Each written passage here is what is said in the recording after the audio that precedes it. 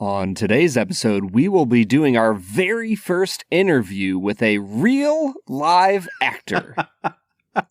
Yeah, and not only any actor, Brad, but Graham McTavish, a beloved character actor who has a new line out called McTavish Spirits, will also be trying that right now and telling you what we think of this 7-year bottled and bond bourbon.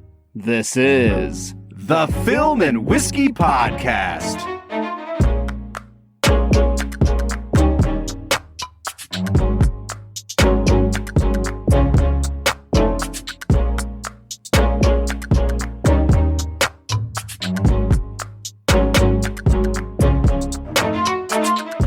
Hey everybody, welcome into the Film and Whiskey Podcast. I'm Bob Book. I'm Brad G. And we're coming at you with a very special bonus episode. A couple weeks ago, we were contacted by my friend Connor from over at the Bourbon with Friends podcast. And he says, we've been working on a secret project. It's a celebrity whiskey. And I can tell you more about it if you sign an NDA. And I said, I'm sorry, what now? And then, Bob, was this your first NDA? In the whiskey world, it was, yeah. Oh, you signed them outside the whiskey world. I have, yeah. But I can't disclose. No, that's what it's for, man. Come on. Can you talk about like the industry or like I want to hear something about it. It was just for work. Like it wasn't anything, exciting. Dang it, Bob, I'm trying to get you sued. Work with me here. I know, right? Well, maybe I should divulge some more industry secrets about bourbon and we'll get ourselves there, Brad. But anyway, good. All this to say, signed an NDA, learned about this project that our friends over there at Bourbon with Friends had been working on with the actor Graham McTavish. Now, you may know Graham McTavish if you have watched the show Outlander, or if you have watched the show Preacher, or if you watched the Hobbit films. This guy has been in so many things. I called my dad the other day and I was like, hey, did you watch Outlander? He was like, yeah. And I told him about interviewing Graham McTavish. And he's like, this guy's big time, man. What'd you guys do to get this? So first thing I have to say is thank you so much to Bourbon with Friends for kind of setting this all up for us. But what they did was they and Graham basically launched this new brand called McTavish Spirits that Graham is very passionate about. And they've just come out with their first release under the McTavish Spirits line. It is a 7-year bottled and bond bourbon that they handpicked. They sent us samples of it, and they also set up an interview with Graham. And you will hear that interview at the back half of this episode. But Brad, I have been rambling for far too long, and I want to know what your thoughts are before we dive into this whiskey. Well, I think it's kind of ridiculous that you didn't mention probably one of his most famous shows, the wildly popular Netflix The Witcher. The Witcher. The man fought Henry Cavill, okay? That's what I'm saying. The man who reloads his fists like they're guns. Oh, man. I really can't wait for you guys to hear this interview with Graham. Brad was unable to join us for that interview, so you will hear me ramble on even longer in the back half of this episode. So let's get as much Brad in here as we can while we've got him. Brad, we've got this whiskey in front of us. I know that you have not tried it yet. I had a chance to sample it when I was talking with Graham. I want to hear your initial impressions as we're just getting into the nose here. Yeah, I was going to say, I have only smelt it thus far, and this is a really beautiful whiskey, Bob. Mm-hmm. Yeah. Like, I feel like 6 to 9 years is such an incredible range for bourbon because you have all of the depth and flavor that you need from the barrel, and it's not overly oaked. Yep. Right? Like, in general, for people who are new to whiskey, a lot of the flavor, pretty much all of the flavor of whiskey comes from the process of the whiskey interacting with the chemicals of the wood itself. And when you make bourbon, it has to be in new oak barrels. And because of that, if you leave it in for too long, it gets really oaky. And I think that what I'm smelling here from our boy Graham McTavish smells like it's the perfect age statement. Yeah, it's 7 years old. The mash bill is 75% corn, 21% rye, and 4% malted barley. So there's no wheat in this. And I will say on the nose, I don't know that you could trick me into thinking this was a wheated bourbon, but it has the sort of gentleness on the nose that I've come to associate with wheated bourbon. By that, I don't mean that it is lacking in aroma at all, But with wheated bourbon, Brad, you and I kind of get this effervescence sometimes that reminds us of drinking like a Coca-Cola. We usually get cherry, so I think a lot of times we talk about cherry Coke when we're nosing these. I don't know that I quite get cherry, but I get the sort of gentle brightness that I normally get on a wheated bourbon. And this is high rye. And the rye is not smacking you in the face. It has a little bit of like, I don't know, citrusy fruit character to me, but it's not aggressive at all. I'm so impressed with the kind of really nice, delicate floral notes that the oak is bringing out here. I would never have pegged this as being a high rye bourbon. Yeah, I think it gets a little bit minty for me, and that's like the little hint that it's rye. But usually with something 20% or higher on rye, you're getting some of those specifically rye notes. Here, it just gets a little bit minty. I think that it has like a caramel drizzle nose that you just get a hint of caramel. And yeah, it's floral, it's bright. There's almost like a marmalade jam type of smell to it. I'm a big fan, Bob, and I can't wait to drink it. Well, let's get into it, man. Let's take a sip.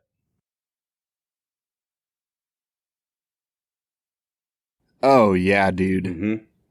That is like vanilla and butterscotch, and then it moves into a little bit of a black pepper. The rye comes through just a little bit at the end. I'd almost call it more of a finish. But man, there is complexity here. The oakiness holds off for long enough to allow you to experience the complexity.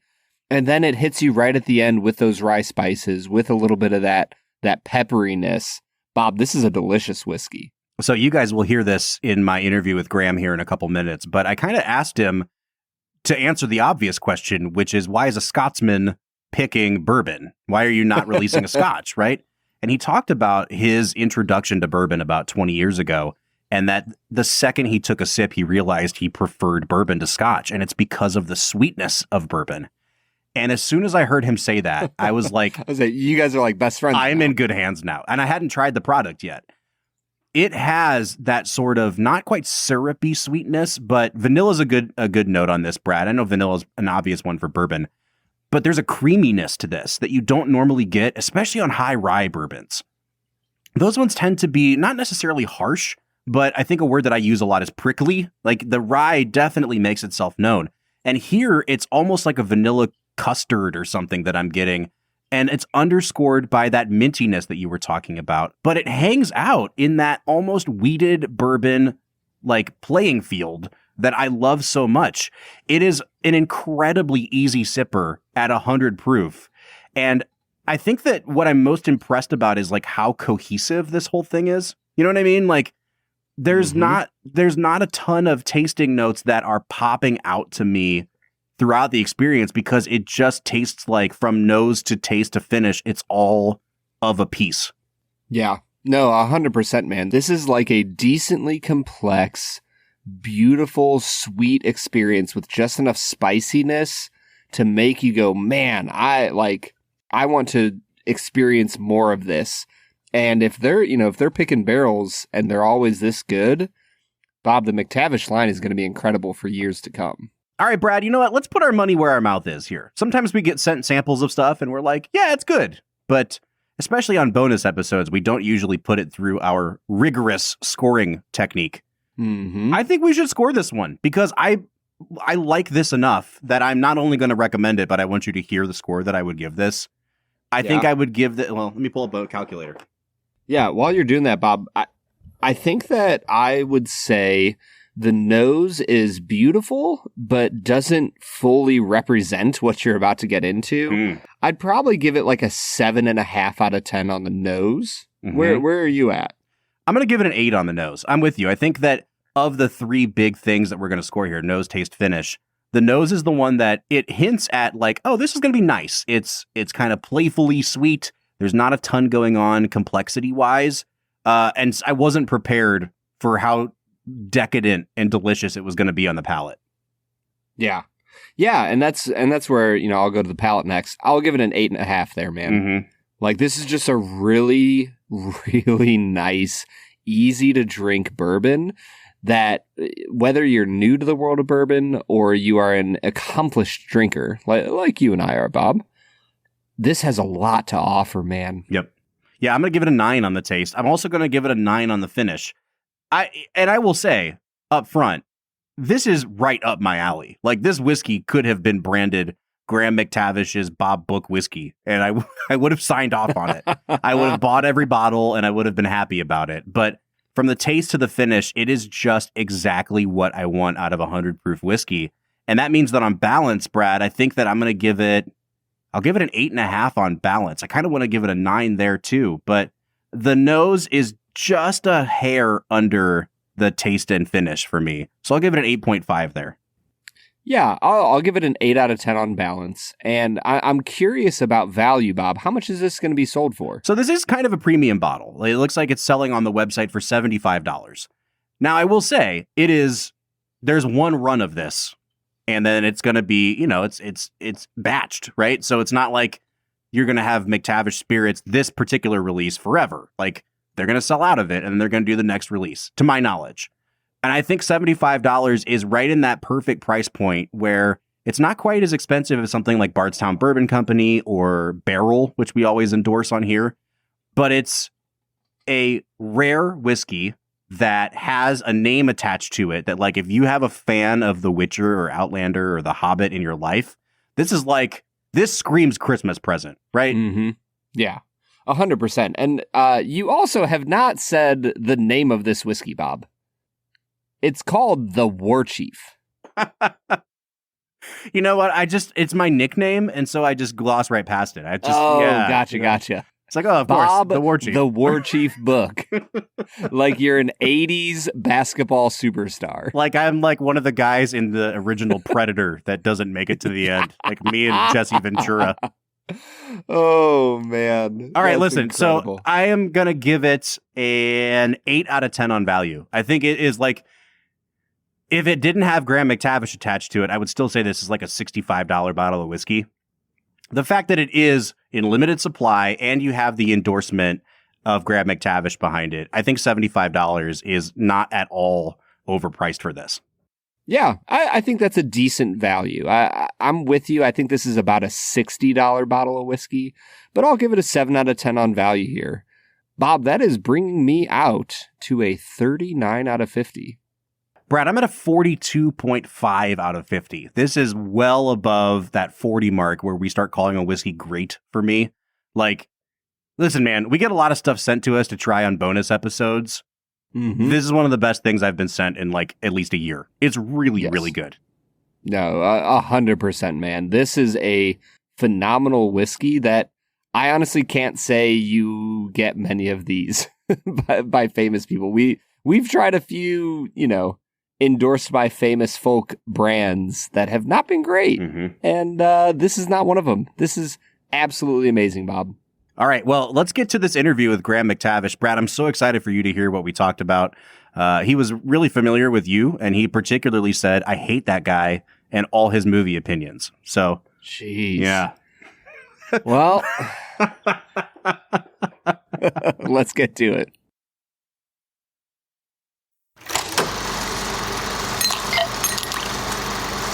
All right, everyone. I am joined by the man himself, Graham McTavish. Graham, thanks so much for joining us on Film and Whiskey today. Absolute pleasure. Delighted to be here. Yeah. Now, listen, I have a lot of questions for you, so I hope you're ready to get inundated here. I'm ready with my answers. I am. I don't know if we've ever had a guest who is so well-versed in both film and whiskey. You're the resident expert just by virtue of being here. You've already taken the crown. Well...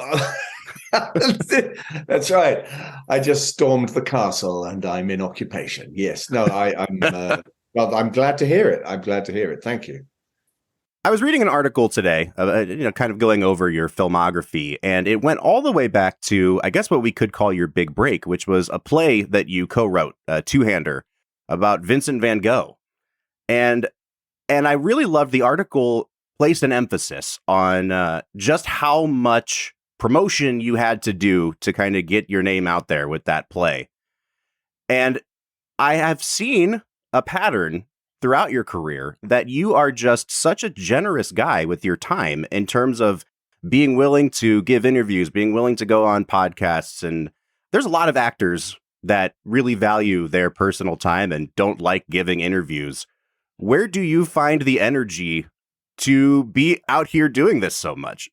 Well, I mean, there's two parts to my answer, I would say. The first one is just, when it comes to projects that I've been in, like, films or TV, recently with anything that I've been in, when I was in Outlander, when I did The Hobbit, all of those things, you have a professional obligation to promote the things that you're in. And sure, that's part of your job. And I take that, I very much come from a generation who takes that seriously, that you have a professional obligation to people that are relying on you to fulfill a role, and also the people that are going to see those films or television or whatever it is, that you have an obligation to them. I feel a responsibility, particularly the kind of things that I've done recently, which all weirdly seem to be somehow connected with existing books. So yeah, sure. Outlander, The Hobbit, The Witcher, House of the Dragon, Preacher. Yeah, I mean, there's just been so many that have had this kind of literary background with an existing fan base. And when you have a huge fan base for things, you have an obligation to treat those people seriously and absolutely actually talk about it in a somewhat intelligible way. But then there's the stuff that, and not to say that I didn't believe in those projects, because I did, and I was very, very much enjoyed doing them. But then there are things that you have a real passionate involvement in, a personal passionate involvement in. So that would go back to the Van Gogh show, or Van Gogh, as you say. Thank you. No, or Van Gogh, Van Gogh, as they say in Holland. There it is. So going right back to that, I produced that. I co-wrote it with my friend Nick Pace, and we toured that all over the world. Actually, when I did Clanlands with Sam. That was something I really, really, really believed in and really wanted to promote. Same with when I've done Men in Kilts, I've really wanted to push myself into talking about them. And the same with this. These are things that it's not like I've done loads of this sort of stuff in my career. I work hard when I'm doing the job that I'm doing. I take it seriously and I put everything into it. But then there are the things that have sort of dotted my career, which they've sort of sometimes come by accident. The Van Gogh show being a perfect example, actually. We were looking for a two-man show. We'd done Edward Albee's The Zoo Story. We'd done it at the Edinburgh Fringe Festival. It had gone well. We liked working with each other, and we were looking for another two-man show. We couldn't find one. We really tried hard. We couldn't find one, and it needed to be around an hour-ish long-ish, hour and a half, and we couldn't find one. And we bumped into a lady. My friend worked at the National Gallery in London. Nick worked there. Okay. And we bumped into a lady in Covent Garden Market, and she said, "Oh, where are you going?" And I, asking what we were doing, and I said, "Oh, we're trying to find a play." And she said, "Oh, well, I saw a play by a Dutch actor 10 years ago, which would have then been in the 70s. A one-man show about Vincent van Gogh and the letters that he wrote to his brother Theo. That was amazing." And this is the strange thing, and I think this has been a feature of many of the things that I would call forks in the road in my life. On any other day, I can assure you that Nick and I would have just gone to the pub and gone, "Oh, that's really interesting," and then just had 5 pints and forgotten all about it. Sure. Or resolved it, "Oh, yeah, we'll do something about that." But instead, we went straight to a bookshop. It was like I was sort of compelled. And I went straight to the bookshop and immediately found the book. It was like it was waiting.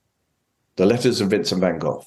And I picked it up off the bookshelf, bought it, took it home, read it from cover to cover, and immediately, because I knew only the basics about Van Gogh at that point. And I immediately thought, this is an amazing story, this relationship he had with his brother. So I wrote the play. Nick helped me shape it into a form that we could actually take to the National Gallery. And then on it went. And we did. We really threw ourselves into the publicity because we really believed in it. And it was the same when I did Long Day's Journey into Night, which was a Eugene O'Neill play that I helped produce in Scotland. Same with Clanland, same with Men in Kilts, and now with this. So yes, it's a bit of a compulsion. Sure. It's a strange thing. It's almost something I don't really have control over. That if I was doing this, for instance, if I was promoting a whiskey brand that someone had paid me to endorse or things like that, it just wouldn't be the same. Yeah, I wouldn't feel that urge, that desire to talk about something that I really, really believed in. But it's different with this because there's been a journey that's brought me to this point, and that's something I want to share, but also to see this as not the beginning of a journey exactly, but this is the early stages of something that I'm really committed to long term. Absolutely. So I don't want this to be, for instance, the only whiskey that I bring out. You know, we have plans for the future with bourbons, and it's something that I've just got really into and want to. You know, these I feel like I'm in the foothills, the small foothills of something, and that I think people I've spoken to about bourbon. You know, bourbon is a mountain that you can never get to the top of. It's just when you think you're at the top. That is for sure. Wow, there's a massive peak in front of me. So I will say, take it from a guy who's reviewed about 500 bourbons on this podcast already. There is no peak. It is very much pushing the rock up the hill and never getting to the top kind of a thing. It's real Sisyphus time, isn't it? Yeah. Exactly. So, you know, I hear a pattern emerging here, which is you really truly have the actor's spirit about how you approach everything that you work on. And, you know, I was listening to a great interview with Tom Hanks, and someone had asked him to name his 3 favorite of his own films. And his answer was essentially, I can't tell you the 3 best movies I worked on. I can only tell you the 3 best experiences I had on set. Because as an actor, it is so hard to divorce the actual process of the work from the final product. Very true. And I'm just wondering if you can you comment on that a little bit? When you go to a premiere and you just see the film, are you able to watch it in a vacuum, or is it impossible to divorce from the work you put in?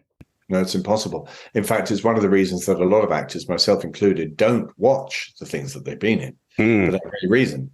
Because, I mean, not that I haven't, look, for Outlander, for instance, I mean, this is a terrible confession that Outlander fans will be shocked by, but I've only seen 2 episodes of Outlander. First, at the premiere that I went to in San Diego, because same with The Hobbit. I've seen the premieres of The Hobbit. I watched The Hobbit with my kids.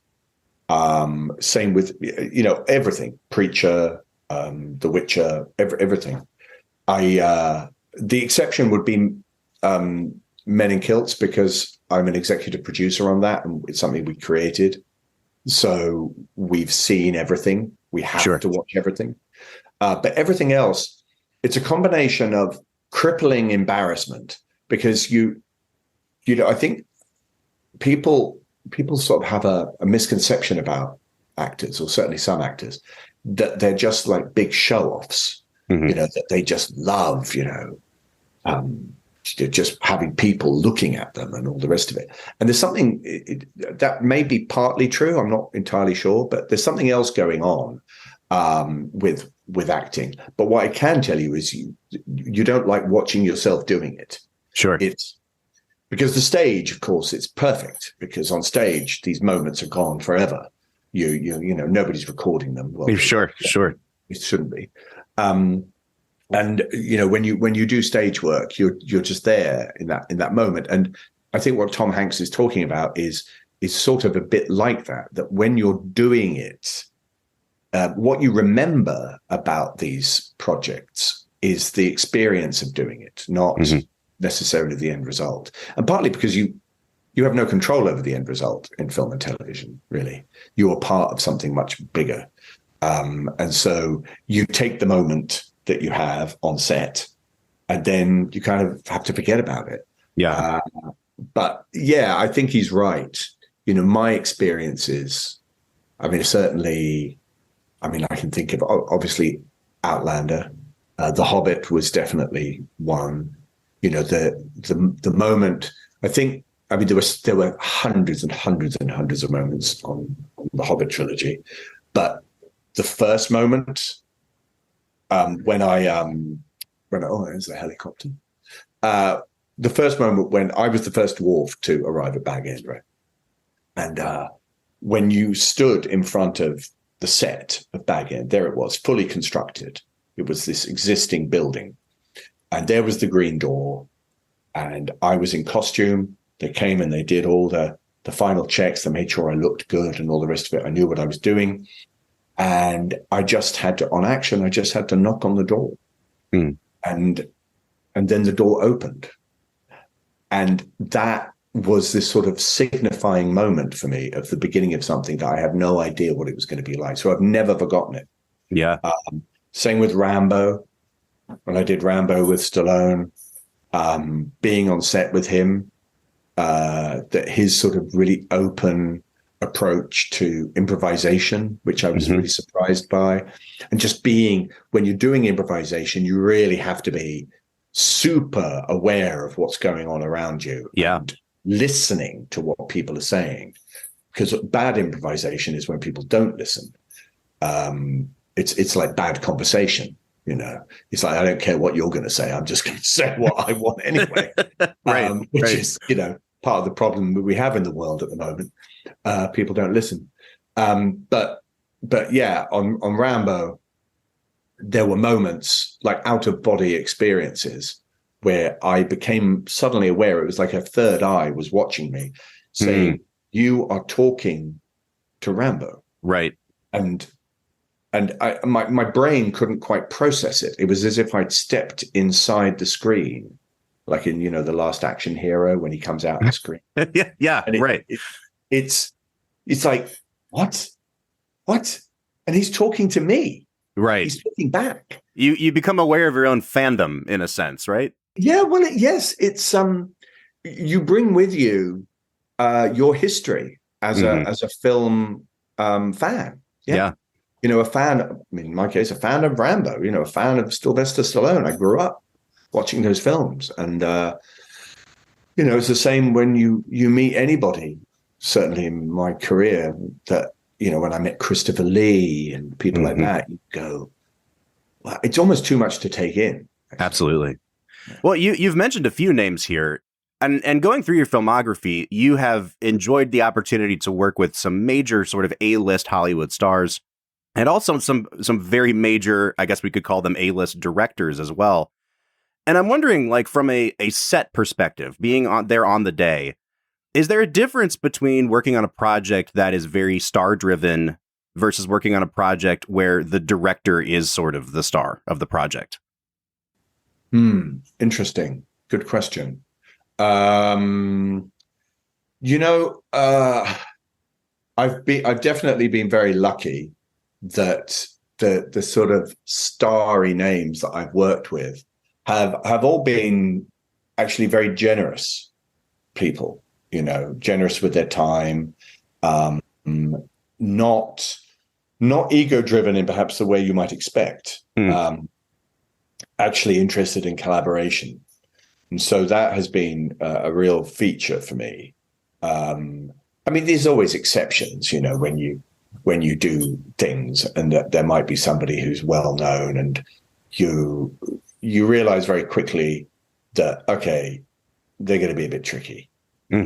Tricky. And, that can happen on stage as well. But the thing I've learned about those people is they tend not to last. They can be, they can do well up to a point, but then there always comes a point where actually the reality, the truth about them as, artists, I suppose, emerges, and real artists, people that are interested in creating things together, whether it's on film or television or with whiskey or with a book or whatever. They're not.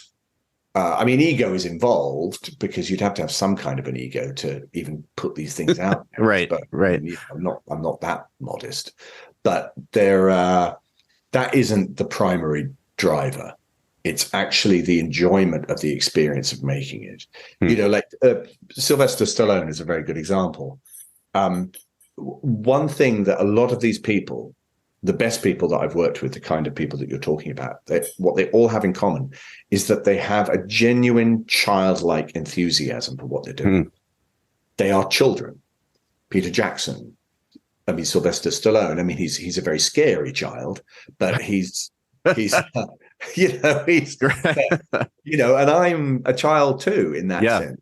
And you have to be in touch with that part of yourself, that children have enormous enthusiasm for things that adults don't really understand. You watch a child get involved in something and you're sort of like, what are they seeing it? I don't get it. But for the child, it's everything. And that's the thing that artists or people involved in this sort of industry or whatever creation that they want to be involved in, that they have that in common.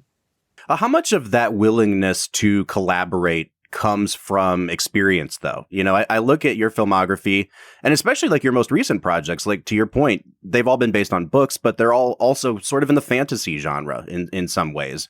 And I wonder, like, as a young actor, would you have felt more insecure or maybe felt like you were pigeonholing yourself more than you do now? I think there seems to be, with these established actors and directors, the ego sort of falls away after a while and you become more comfortable, with that collaborative nature and less concerned with, the sort of insecure, how you're perceived as you go along.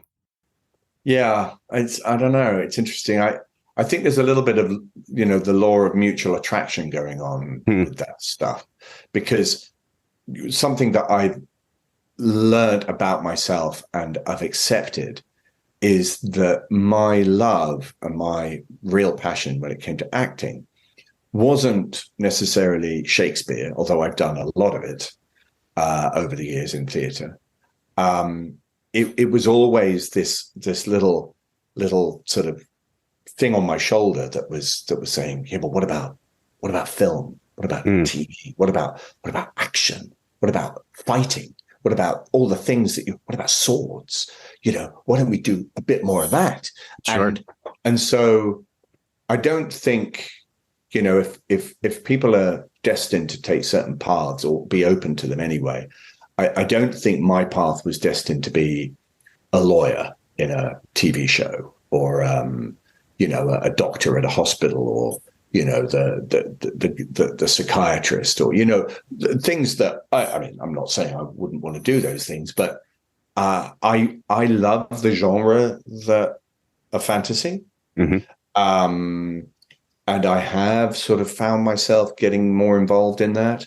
I wanted to be a Roman, and I did 2 Roman series back to back. I wanted to be in a kind of Monty Python movie, and I was in Eric the Viking with Terry Jones and John Cleese. So there was that. I wanted to be a cowboy, and I got to do that in Preacher. So there are things that I've always really, really, really wanted to do, and perhaps that level of desire just gives you that edge when you're really going after it, And I've always wanted to be in an action movie like Rambo. So, yeah. In looking through your TV credits, I think that you have, I don't know if it's unwittingly or with full knowledge, you've been involved in some really groundbreaking television shows. And in particular, you did at least a couple episodes, I think, of the Ali G show when that first came out. And you were also involved in 24, which is a show, especially in America. I think we give a lot of credit to the sort of the Born Identity movies for introducing this sort of real grounded the Paul Greengrass shaky cam kind of thing. I think 24 actually may have even preceded the first Bourne movie. And it's really interesting to me. Are you aware when you're working on these sort of groundbreaking projects, whether it's in comedy or action, do you know that they're brewing something that hasn't been seen before? Not entirely. I mean, with 24, I was a huge fan of 24. And that's actually been another feature of things that I've been involved in. You know, I was a fan of Lord of the Rings, and I got to be in The Hobbit. Sure. I was a fan of 24. I was a fan of Prison Break. I was a fan of the Preacher graphic novels. And so I was a fan of Monty Python. So being invited to be part of those things was just so exciting. I was a fan of Rambo.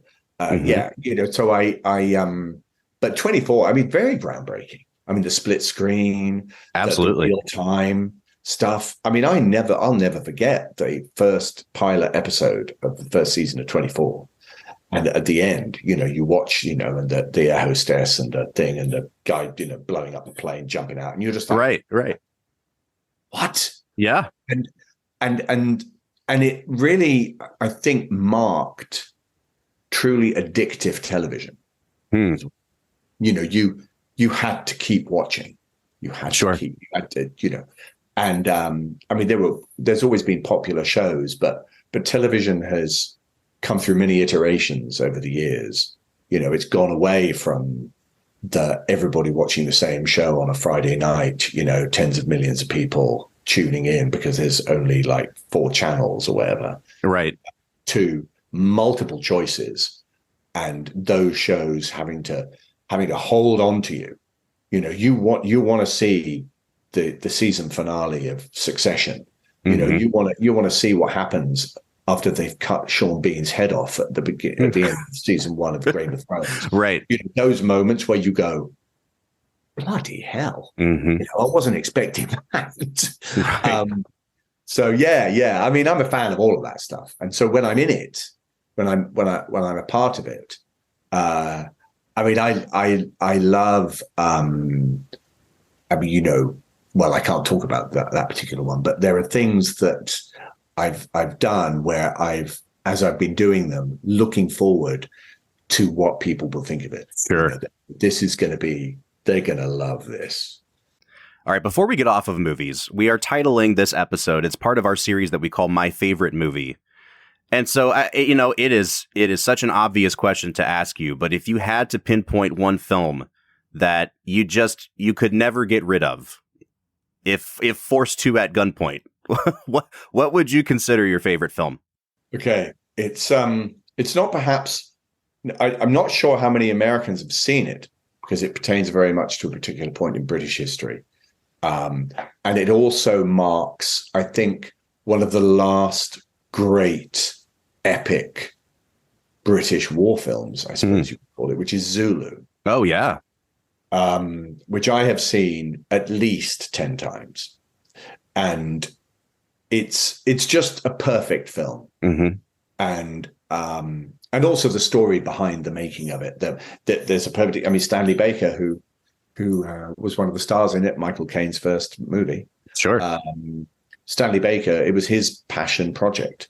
So I really identify with that as well, that he moved heaven and earth to get that film made. You know, and I'm trying to do the same with a couple of movies myself that I'm trying to produce and work on. And, you know, the sense of achievement he must have had doing that and the fantastic end result. It's just such an incredible story of mutual heroism, both from the Zulus and from the 24th Regiment of Foot at Rorke's Drift. It's an incredible true story, and it's filmed brilliantly, and the music, everything about it, I just love Zulu. I think you're absolutely right, though. There's almost a subgenre of sort of late 60s, early 70s epic films, especially in Britain, that I feel like really got passed over by the general public. Or you know, I think about John Huston's The Man Who Would Be King. I think about some of the later David Lean films. It's just really interesting that tastes had changed, I guess, but when you go back and rediscover some of these movies, it's not like they were forgotten because they lacked quality. And in fact, the scale of these, you're absolutely right. They just don't do it like that anymore. No. And what's interesting about a film like Zulu is that although it opens in the aftermath of Isandlwana, the big massacre of the British troops, you don't see the battle. You see some people walking around, some dead bodies and stuff like that. And you have Richard Burton's voiceover coming in. But if that film was made now, it would have to have a big battle at the beginning. Yep. It would have to have real action right from the get-go. There would have to be something to catch the audience. Whereas this begins in this really gentle way. Men in a river building a bridge, a bit of comedy, bit of this going on. And the slow build, the inexorable, that something's coming. Something not great is coming. And they're going to find out, but you're going to find out with them. And so that the audience are together with the characters. The audience haven't got an advantage, or they haven't been previewed with something. They are with them. And that's something that I think film, to some degree, has lost. That the need to grab people's attention now, the shortness of people's attention span, won't allow them to let films unfold in the way that perhaps something like Zulu did. Sure. Are there any films or actors in particular now that you've been in the business as long as you have, that you've developed an appreciation for that you may not have had before you got into the business? Oh, gosh. Yeah, that's a great question. I was just talking with somebody this week about Matt Damon as an A-list star, and how Damon is such a subtle actor, but he's so uninterested, it seems, in big showy performances, and he anchors he's great in Oppenheimer. He just, he's not trying to upstage anyone in that film. And so I feel like once you know what you're looking for, and you know what to see from everyone who's supporting, whoever the star of the scene is, quote unquote, I just feel like there's so many actors that go unsung because they're not trying to steal the spotlight, Yeah. Yeah, no, I agree. I have a great appreciation of someone like Leonardo DiCaprio as an actor, because his range is so great. He really does have, it's not a competition, but, I would place him, Tom Hanks is great, but I think his real strength is playing that everyman character that people can identify with, which is a great skill. It's not difficult. It's not easy to do that. But Leo manages to really cover so much, comedy, action. He's done all of that sort of stuff. And I think the other person that I would from the past that I would compare that to is someone like Gene Hackman, who I really absolutely enjoyed so much as an actor. You never saw a film with Gene Hackman in it where Gene Hackman did a bad job. Yep. He's fantastic. And he is exactly that kind of person who is all about making the film great. Yep. The story, telling the story. So when you see him in something like Unforgiven, he's great in that film, but he is a supporting character to Clint Eastwood. Movie. And he plays it, to perfection. And those are always the actors that I've wanted to emulate if I can. I've always wanted to just be true to the story and play my role. So, when I did the first season of House of the Dragon, it was a real departure for me in a lot of ways, because although I was carrying a bloody great sword and there were dragons and all the rest of it going on, I was a very, very morally upright, correct individual. I didn't have loads to say, but my role wasn't my role meant that he wouldn't be talking all the time. That's not what he would do. Sure. He listens. He absorbs, he takes in, he has his own personal opinions, and those are expressed in the end. You see how he feels about these people in the end, but it's his it's his silence, his lack of expression, that actually speaks volumes about his character. Same with Preacher. When I did Preacher, which was a sort of echo somewhat of Clint Eastwood's characters in some of the westerns that he's done, and it was actually written by Garth Ennis as a Clint Eastwood sort of character. Again, he barely speaks, but he's all about that brooding, terrifying silence. Absolutely. And I think that's, I've learned that along the way, that it's as somebody said, it's not that you don't have anything to say, it's you choose not to say it. That's the life lesson from today. Always shoot for brooding, terrifying silence. That's my takeaway. It's carried me through my life. When I go and get a coffee, I don't tell them what I want. I let them guess from my brooding, terrifying silence. That's it. I bet you get a lot of free coffee out of that as well. That's right. It works every time. Yeah. They just want me out of the store. Graham, before we let you go today, I do want to talk about the whiskey. Let's dive into this whiskey. As I said, I've tasted it already. It is absolutely delicious. I think the obvious question that Americans in particular are going to ask about this is, why bourbon? Like, why not Scotch? We would have anticipated that from you. What was it about bourbon that made you want to put your stamp on that? Well, my experience of bourbon began, nearly 20 years ago, actually. With an American friend of mine when I moved to America, an actor called Nolan North, who's a wonderful voice actor, primarily fabulous, wonderful guy. And he introduced me to bourbon. And the thing about it is that, obviously, being Scottish, my father, regularly used to bring Scotch out. We'd toast at the table. He's deeply rooted in you as somebody from Scotland, from the UK. That that's our drink. That's our drink. And when I tried bourbon, the thing that I noticed almost immediately, in fact, was I preferred it. And yeah.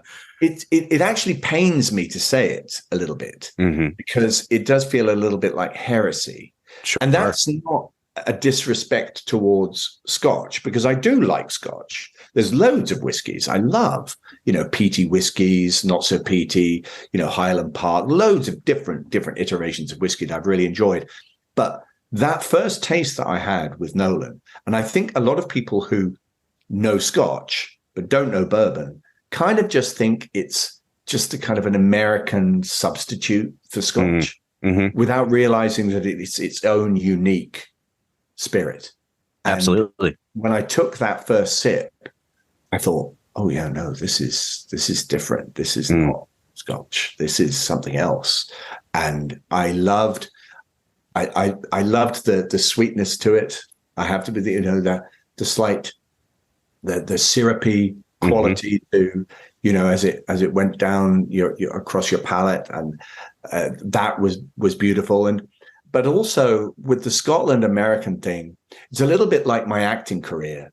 There was a part of me that felt that, well, I should be doing Shakespeare, I should be doing this, but my love lay elsewhere. My love lay in American movies, TV, action, all of those things, that I was describing earlier.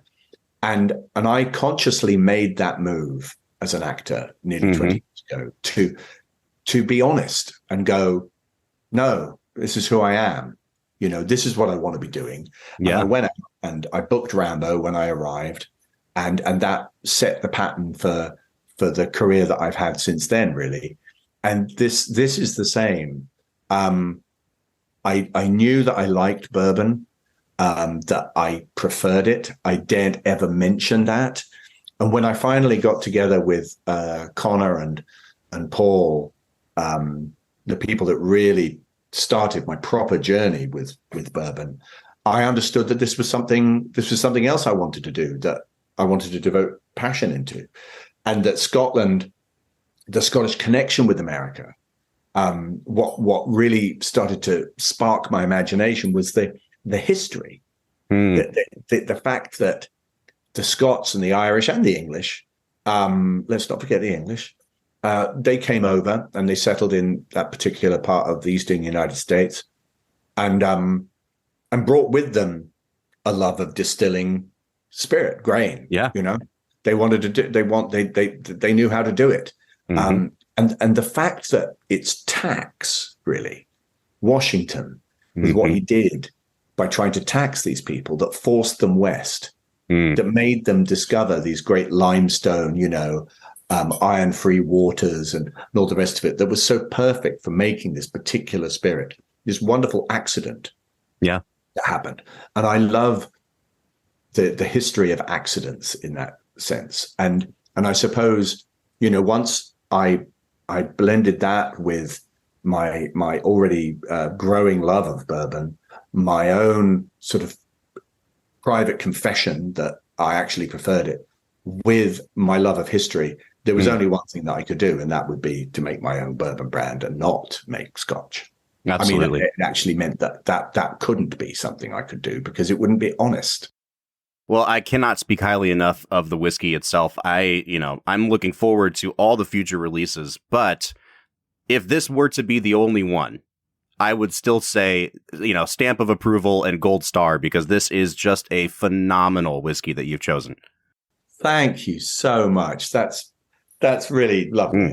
I'm so glad that you feel that. Yeah, it means a lot. It really does, because I hate the term sort of celebrity brands. It actually literally makes me physically wince.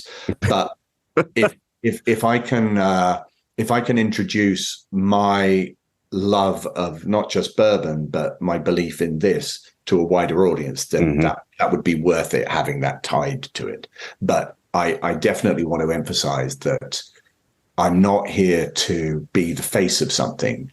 I'm here to be in it for the long haul, and this is something that I really believe in, and I want to grow, and I want to learn as well in the process of creating it. Well, with our last few minutes here in the interview, I've always found that the best way to endear yourself to your guest is to completely blindside them with a segment that they did not prepare for. So in the spirit of that, I'm actually very excited for this. We've done this before with brand ambassadors and master distillers.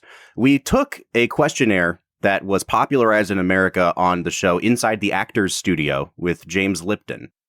He asked a very famous questionnaire in the latter half of each episode, and we modified it to call it Inside the Whiskey Studio. This is the first time that I will get to give the questionnaire to a Hollywood actor. I have to warn you, this is going to be, I'm putting you on the spot here, rapid fire. Are you ready for the Film and Whiskey questionnaire? Okay, right. Yes. Go on. What is your favorite word?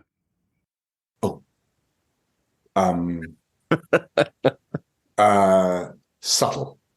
What is your least favorite word? Control. What sound or noise do you love?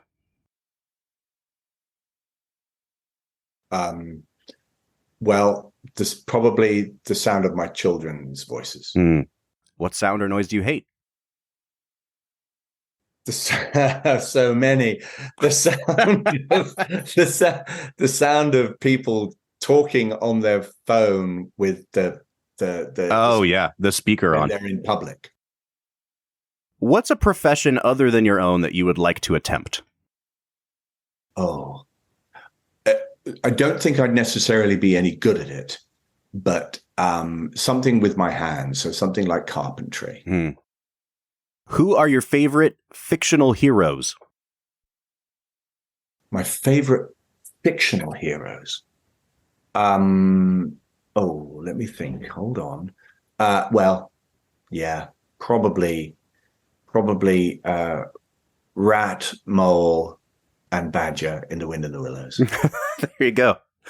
Who's your favorite musician? Led Zeppelin. Oh, nice. Yeah. What is a natural gift or talent that you do not possess that you wish you did? The ability to play a musical instrument, 100%. Oh, what's your desire there? Drums, bass, guitar? Probably guitar. Yeah. I mean, I'm a Led Zeppelin fan, you know. All right, not to get too morbid here, but these are always great answers. If you had a say in how you died, how would you prefer to go out? Oh,